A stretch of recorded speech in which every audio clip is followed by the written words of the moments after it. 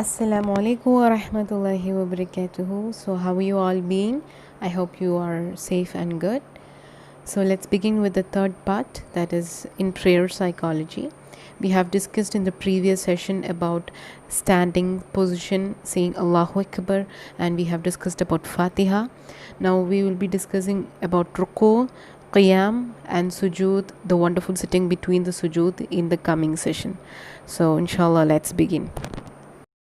When we bow, we are humbly reminded that, as vast as the earth is, we occupy this very small space beneath our feet. Our spiritual growth begins here. When we acknowledge and address our faults, our pride, and our judgments. Because once we acknowledge how vulnerable we are and how needy we are, we glorify by saying Subhana Rabbiyal Azim in the Ruku position. Then we again go into the standing position saying Sami Allahu liman hamida. So we stand again with a newfound humility and appreciation for our place in the universe. We are not standing in arrogance, but we stand before Lord as a servant of Allah. From the standing position, that is Qiyam, we go to the Sujood position, that is we put our head upon the earth. So in this way we are placing our precious face onto the prayer mat, because our face is the part in our body that we look after with so much of care, and we gently touch the prayer mat with our forehead and nose, right? So in this we are humbly reminded that we come from the very dirt we walk upon. So we keep our heads on the ground, reminded that it is His love that is blown on us, or otherwise we will be a lifeless body, because He is the reason why our heart beats. He is the reason why we are even alive, right? So from here, from our lowest depths, from the very soil of our humble creation, the seeds of true sincerity and faith begin to blossom. Because sujood is the very beautiful position in salat. It is the only position that the heart is elevated than the mind. The mind is having some chaotic voices, right? We have so much of confusions, but heart is above the mind, and here the heart is having that connection with the creator of heart. It needs Allah subhanahu wa ta'ala so badly, and sujood is the perfect position that we can ask for anything what we want. I usually recite this dua, Subhanaka Allahumma Rabbana wa bihamdika Allahumma furli. In this dua, it says Subhanaka Allahumma Rabbana. It glorifies Allah subhanahu wa ta'ala, and wa bihamdika, saying being grateful to Allah subhanahu wa ta'ala for the blessings, the countless blessings that He has bestowed upon us, and وَبِحَمْدِكَ اللَّهُمَّ فُرْلِي, and it ends with forgiveness. So this is a beautiful dua I would love to recite. The number of times it should be one. Necessary is one, but we can recite it number of times according to our wish. It is usually recited 3 times in sujood. From the sujood we rise up to the sitting position, and in the sujood we are reminded that we come from the very dirt place that we walk upon, and then we sit in the sitting position, right? And so this is reminded how Allah pulled us out of earth and gave us life, just like a seed that grows into a flower. We sit above the ground, just like how Allah has pulled us out of earth and gave us life, like a seed that grows into a flower. This is also called the wonderful sitting between sujood, because here we are asking for everything what we need. Really learn this. Allahumma falli warhamni wajburni warfa'ni warzuqni wahdini wa'afini. We start with Allahumma falli. We are asking Allah subhanahu wa ta'ala to forgive us for our sins. We are humans. We humans commit sins differently, right? And we need His forgiveness to be victorious. Then we ask for warhamni, mercy. We ask Allah for His mercy because we need it. We humans are so arrogant, we are so egoistic, we are busy finding faults in others, we are lazy. In spite of all of these, it is His mercy that keeps us going. Then we ask for wajburni. We ask for strength. Wajburni is give me the strength. In life, we face many challenges, and we need strength to face these challenges. And we are asking this with just a simple word saying wajburni. This is so powerful. We need mental strength, physical strength, emotional strength to face the challenges of life, right?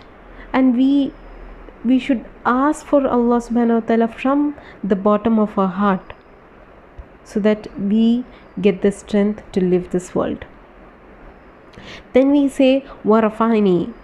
We are asking Allah subhanahu wa ta'ala to elevate us in this world and hereafter.